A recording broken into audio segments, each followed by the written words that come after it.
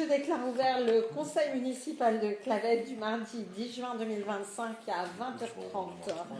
On va d'abord commencer par procéder à l'appel absent et excusé. Donc Bertrand No qui m'a donné pouvoir, Nadège Bordereau qui n'a pas donné pouvoir, Jean-Jacques Snoek, Christophe Miquan, Delphine Dubonnet qui n'ont pas donné de pouvoir. Je regarde si j'ai oublié quelqu'un. Bon, tous les autres élus étant présents, je modifierai parce que ça c'était un ancien. Ils sont pas malades. Je ne sais pas. Il y a des. Je sais qu'il y a pas mal de maladies. Alors, d'abord, point numéro 1, approbation du compte-rendu du dernier conseil municipal. Je vais vous faire une petite lecture du conseil municipal du 27 mars 2025 pour validation au CM de jour. Bon, déjà, je fais circuler voilà, les signatures. Hop.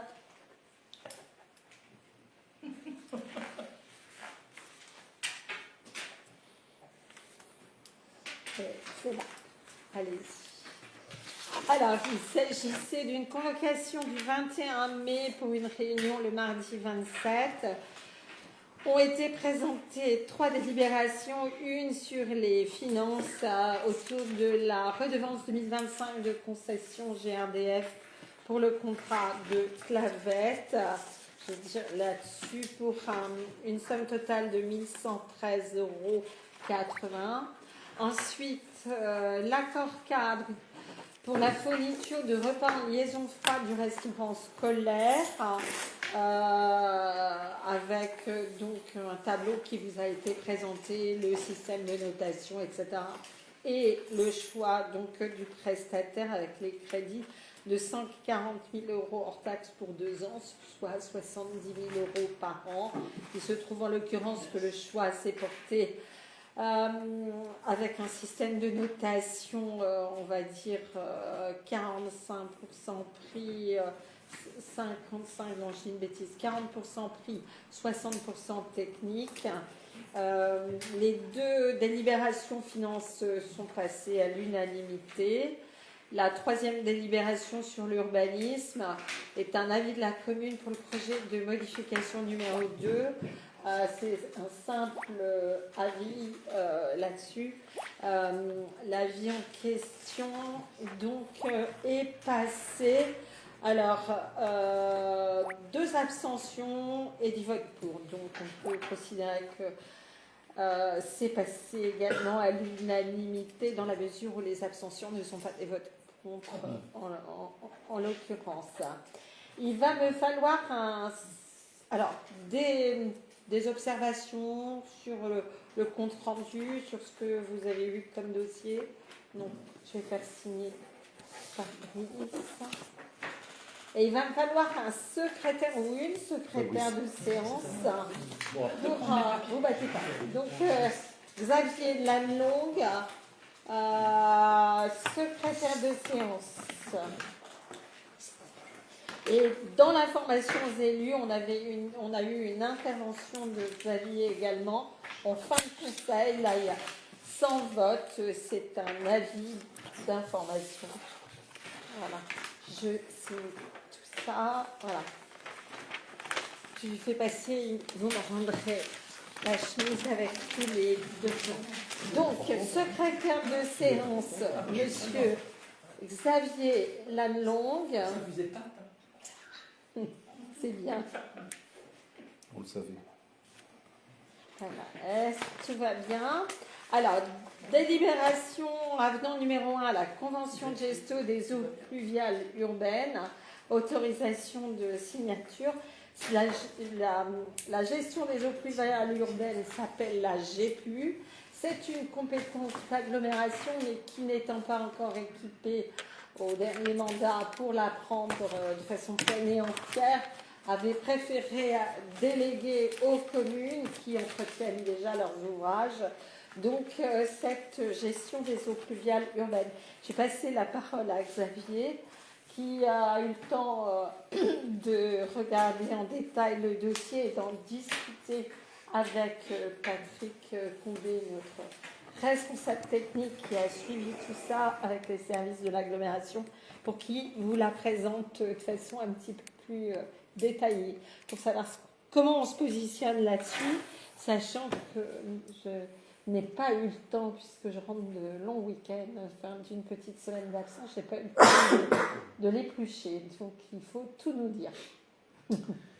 Bon, je vous rappelle que depuis le 1er janvier 2020, la communauté d'agglomération de La Rochelle est compétente en matière de gestion des eaux pluviales. D'un commun accord, une partie des missions composant cette compétence nous a été confiée par convention. Cette convention de gestion entre la CDA et la commune de Clavette a été signée le 15 novembre 2021. Conclue pour une durée de 10 ans, elle est toujours en vigueur et détermine quelles sont les missions exercées par la CDA, définies lors de la commission locale d'évaluation des charges transférées, la CLECTR, relative à la GEPU de fin septembre 2021. Suite aux précipitations de l'automne 2023-hiver 2024, qui ont plongé le territoire dans un contexte hydrogéologique inédit et mis en exergue certaines carences dans l'exploitation partagée du patrimoine pluvial. C'est pourquoi l'unité GEPU du service eau pluviale, milieu aquatique et prévention des inondations propose de reprendre l'intégralité de la gestion du réseau enterré pour que l'agglomération en assure l'entière responsabilité. Donc je vais vous donner lecture de l'avenant numéro 1 à la Convention de gestion des eaux pluviales urbaines qui... Juste, si je puis me permettre, Oui. je rappelle que c'est une convention qui a été signée en 2020 suite à des négociations dans le cadre de la CLECT. C'est là-dessus qu'on a les investissements sur la billette. Oui, c'est sur ces bases-là qu'on a investi chemin des billettes, qu'on a fait énormément de travaux nous-mêmes, la commune de Clavette, également sur la rue du Moulin, pour justement, suite à part les villas, enfin les maisons qui avaient des caves, aucune maison de Clavette n'a souffert des grosses pluies de 2023 grâce aux travaux que nous avons faits en amont. Et c'est une convention qui normalement est valable jusqu'en 2030. En ce qui nous concerne, elle n'a pas un caractère... le travail a été fait, donc le fait que certaines communes n'aient pas eu le temps ou n'aient pas eu les moyens ou n'avaient pas le schéma directeur qui leur permettait d'anticiper les travaux, fait que l'agglo remet en question cette convention. Mais nous ne sommes pas absolument tous obligés de suivre cette préconisation et cette demande. Vas-y. Merci. Donc l'avenant numéro 1 fait état d'une nouvelle répartition des missions. Celles confiées à la commune ne consisteront plus qu'à l'exploitation et à l'entretien du réseau et les clapets anti-submersion. Ce que nous n'avons pas. Nous n'avons pas. Nous ne sommes pas en bord de mer, donc nous n'avons pas les problématiques de submersion, c'est évident. La surveillance, l'entretien des ouvrages de régulation ainsi que les modifications éventuelles des réglages, là non plus, nous n'en avons pas. Les orologiques, orages, qui pourraient être lancés par Météo France ou le service eau pluviale et littoral de la communauté d'agglomération. L'intervention dans les meilleurs délais en cas d'obstruction, de canalisation, branchement ou d'exutoire.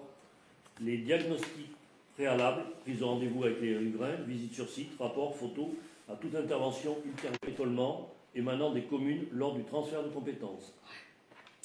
L'instruction des autorisations d'urbanisme et d'éventuelles demandes de raccordement.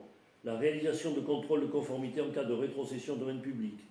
L'acceptation de ces rétrocessions ainsi que l'instruction des dossiers de rejet de nappe, y compris les vérifications. La réalisation des contrôles de conformité des raccordements au réseau public d'eau pluviale urbaine. La réalisation des inspections caméras pour planifier les travaux de renouvellement, en particulier pour préparer le programme de travaux de voirie des communes. Excusez-moi. Le conventionnement sur les rejets. En cas de présence de la gestion du SIG. L'instruction des dossiers d'aménagement impliquant un rejet intégral des eaux pluviales dans le réseau public, positionnant l'agglomération en tant que pétitionnaire au titre de la loi sur l'eau. Les travaux de réparation sur le réseau et les ouvrages accessoires du réseau, effondrement, tampons décellés, ouvrages de régulation dégradés. En cas de pollution accidentelle ou volontaire, l'intervention permettant de traiter la pollution après réception du signalement de l'incident par la commune. La CDA de La Rochelle se charge de l'entretien régulier des séparateurs à hydrocarbures positionnés sur le réseau public. Elle est responsable du traitement des produits extraits, de leur conditionnement, ainsi que de leur transport jusqu'à des lieux de valorisation, de stockage ou d'élimination. Les bordereaux de suivi des déchets vers un site de stockage, de valorisation ou d'élimination sont gérés par la communauté d'agglomération.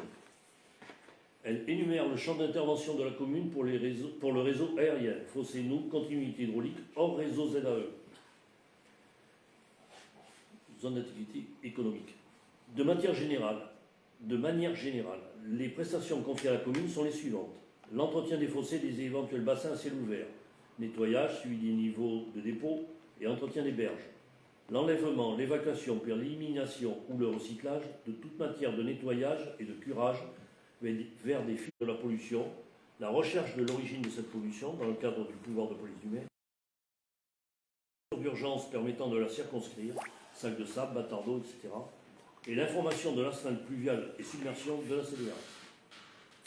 Il est rappelé que le nettoyage de la voirie des bouches à valoir, y compris, et qu'un débordement résultant d'un défaut d'entretien de cet accessoire relève de la responsabilité de la commune. C'est déjà le cas.